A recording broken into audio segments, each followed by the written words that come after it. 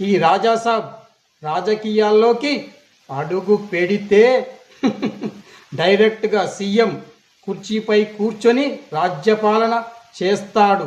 కొందరు ఉన్నారు, వాళ్ళకి నేను చెప్తున్నాను. నా ముందే మీసాలు దువ్వి తొడలు కొట్టి మరీ చెప్తున్నారు. అలాంటి వాళ్లకు ఈ రాజాసాబ్ హెచ్చరిస్తున్నాడు. మీసాలు ఉండవు, తొడలు ఉండవు, జాగ్రత్త. మరి ఈ రాజాసాబ్ రాజ్యంలో ప్రతి ఒక్కరూ సుఖ సంతోషాలతో ఉండాలని కోరుకుంటాడు, అలానే చేస్తాడు. కొందరు అరాచక నాయకులు కేవలం బ్లాక్ మనీల కోసమే రాజకీయాల్లోకి అడుగు పెడుతున్నారు. మీరు చూసి అలాంటి వాళ్లకు ఓటు వేయండి. అర్థమయ్యిందా? అలాంటి వాళ్ళను ఓడగొట్టండి. ఈ రాజాసాబ్ ఒక్కడే ప్రజాపాలన అందిస్తాడు, అది మాత్రం గుర్తుంచుకోండి.